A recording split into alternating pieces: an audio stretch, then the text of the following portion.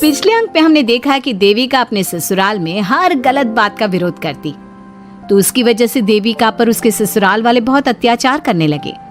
एक दिन देविका ने सचिन से कहा, सचिन, मैं तुम्हारे घर में नहीं रह सकती, तुम मुझे आज ही मेरे घर शहर भेज दो, मैं अपने मम्मी पापा के पास रहूंगी। क्यों देविका, तुम शहर क्यों जाना चाहती हो? यहाँ तुम्हें किस बात की परेशानी है? किस बात की परेशानी नहीं है सचिन, तुम्हारे घर के आदमी औरतों के साथ जानवरों जैसा व्यवहार करते हैं, मैं ऐसे माहौल में नहीं रह सकती। देखो देविका, तुम्हें यहीं रहना होगा। तुम्हारी शादी मुझसे हो गई है, अब मैं तुम्हारा पति हूँ और यही तुम्हारा घर है। अच्छा, तो तुम्हें याद है कि मैं तुम्हारी पत्नी हूँ? जब तुम्हारे पिताजी और चाचा जी मुझे एक हफ्ते के लिए कमरे में बंद कर देते हैं, तब तुम्हें क्यों याद नहीं आता कि जो औरत कमरे में बंद है वो तुम्हारी पत्नी है? जब तुम्हारे जीजाजी और भाई मुझसे बदतमीजी से बात करते हैं, मुझे खाने के लिए कुछ नहीं देते, तब भी तुम्हें याद नहीं आता कि मैं तुम्हारी पत्नी हूँ? देखो देविका, तुम बेकार की बातें मत करो। तुम यहाँ ढंग से रहोगी, सबकी बात मानोगी, तो कोई तुम्हें कुछ नहीं कहेगा। इस तरह जानवर की तरह रहना ढंग से रहना है तो सॉरी सचिन, मैं नहीं रह सकती, मैं आज ही अपने घर जाऊंगी। ये बोलकर देविका अपना सामान पैक कर लेती है और घर से जाने लगती है। सचिन भी उसके पीछे पीछे चलता है और उसे समझाने की कोशिश करता है। जब ये सब जोगिंदर ने देखा तो बोल पड़ा, बहू, यह सब क्या हो रहा है? कहाँ जा रही हो? सचिन, बताओ अपने पिताजी को कि कहाँ जा रही हूँ मैं। तुम्हें शर्म नहीं आती अपने पति का नाम लेते हुए? मैं अपने पति का नाम ले रही हूँ, इसमें आपको क्या परेशानी है? आपका नाम तो नहीं ले रही हूँ ना। देविका, ये किस तरह से बात कर रही हो तुम पिताजी से?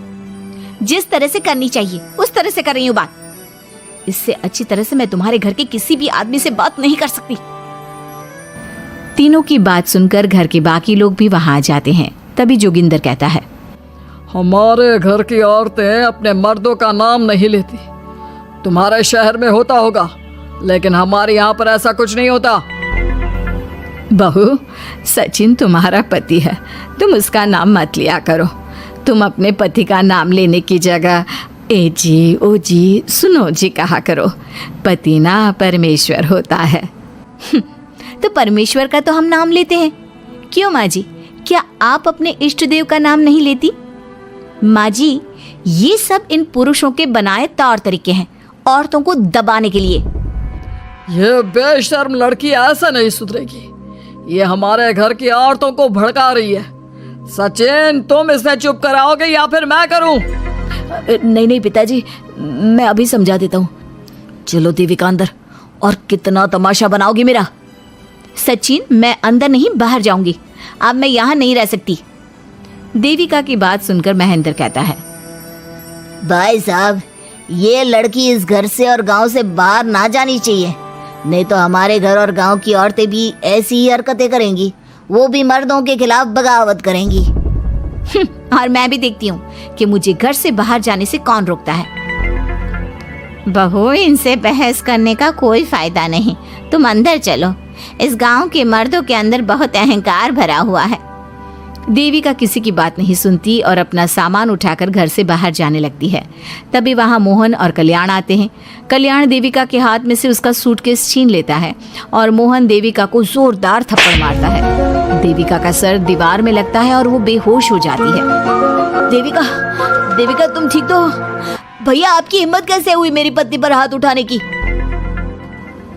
सचिन, तुम जल्दी से देविका भाभी को अंदर कमरे में ले जाओ, मैं अभी वैद्य जी को लेकर आती हूँ। वीना जल्दी से वैद्य जी को लेकर आती है। वैद्य जी थोड़ी देर तक देविका की जांच करते हैं और कहते हैं, मुबारक हो आप सबको, आपकी बहू माँ बनने वाली है। अभी तो मैं आपको दवाई दे देता हूँ, लेकिन आगे इनके इलाज के लिए आपको दाई अम्मा को बुलाना होगा। ये बात सुनकर घर के सभी लोग खुश होते हैं।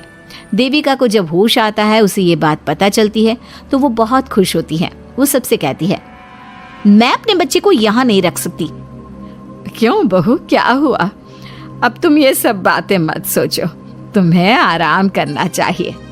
नहीं माँ जी, आप नहीं समझ रही। अगर मेरा बेटा हुआ तो इस घर के मर्दों की तरह अहंकारी और औरतों पर जुल्म करने वाला बनेगा, और अगर मेरी बेटी हुई तो वो जानवरों की तरह जुल्म सहने वाली बनेगी, और दोनों ही अनपढ़ रहेंगी। देविका की बात सुनकर घर की सभी औरतों को पहली बार एहसास हुआ कि वो किस अंधकार वाले समाज में जी रही हैं।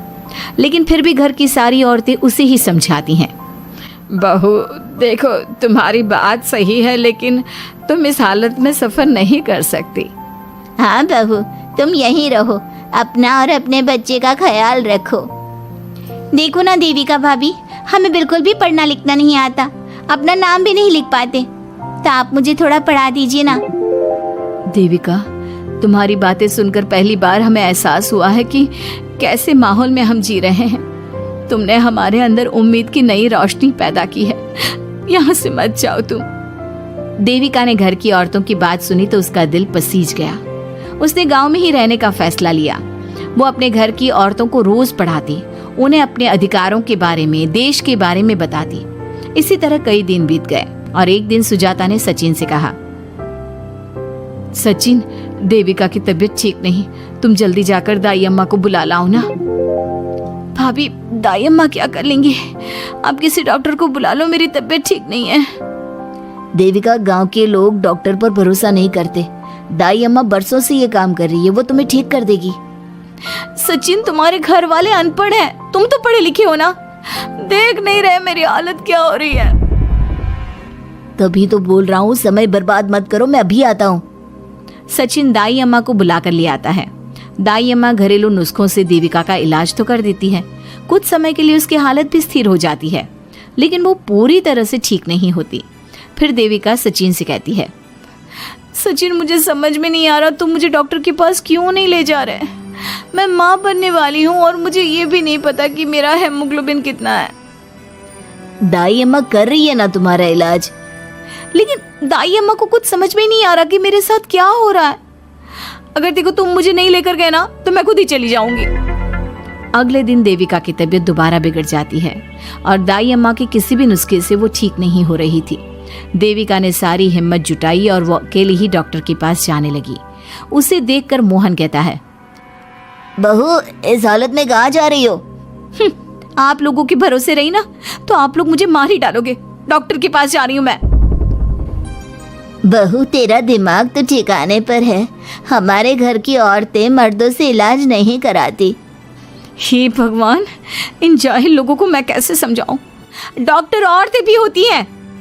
बहू, तो हमें पागल मत बना, हमने तो कभी कोई महिला डॉक्टर नहीं देखी। तू झूठ बोलकर निकलना चाहती है ना? इस गांव की सरहद से आप लोग कभी बाहर नहीं गए ना, इसलिए आप लोगों को नहीं पता कि महिलाएं डॉक्टर के अलावा क्या क्या है। ए लड़की, तुझसे तमीज से बात कर रहे हैं तो तू ज्यादा हवा में मत उड़। बोला ना एक बार, चल अंदर जा। चाचा जी, मैं अंदर नहीं जाऊंगी, डॉक्टर के पास जाऊंगी। मेरा इलाज सिर्फ डॉक्टर ही कर सकता है। ये बोलकर देविका घर से निकल रही थी कि तभी जोगिंदर ने उसे कमरे में ले जाकर बेड पर जोर से धक्का दे दिया, जिसकी वजह से देविका के पेट में चोट लग गई और वो दर्द की वजह से जोर जोर से चिल्लाने लगी। ये देखकर घर की सारी औरतें देविका को संभालने लगी। देविका, हिम्मत रखो, सब ठीक हो जाएगा। देविका भाभी, आप ठीक हो ना? माँ, कुछ करिए ना, भाभी की तबीयत बहुत खराब हो रही है। लेकिन मैं क्या कर सकती हूँ? भाभी, कुछ तो करो, कहीं बहू को कुछ हो ना जाए। उधर जोगिंदर मेन गेट पर बड़ा सा ताला लगा देता है और कहता है, आज के बाद इस घर से कोई भी औरत बाहर नहीं निकलेगी। देविका का बच्चा भी इसी घर में होगा, ये जिंदा रहे या मर जाए। जोगिंदर की बात सुनकर सभी औरतें बाहर आती हैं। जब विमला को इस बात का एहसास हो जाता है कि जोगिंदर देविका को डॉक्टर के पास किसी कीमत पर नहीं जाने देगा, तब विमला पहली बार अपना घूंघट उठाकर तेज आवाज में कहती है, मैं भी देखती हूँ देविका को डॉक्टर के पास जाने से कौन रोकता है। आज देविका डॉक्टर के पास जाकर रहेगी। देविका की सास का घूंघट आखिरकार उतर ही गया। घर के आदमियों ने पहली बार विमला का ये रूप देखा था और उसकी तेज आवाज पहली बार सुनी थी। क्या विमला अपनी बहू की जान बचा पाएगी या जोगिंदर अपनी पत्नी की आवाज भी दबा देगा? ये जानने के लिए हमारे अगले एपिसोड का इंतजार कीजिए और हमें कमेंट में ये भी बताइए कि घर की औरतों को आगे क्या कदम उठाना चाहिए।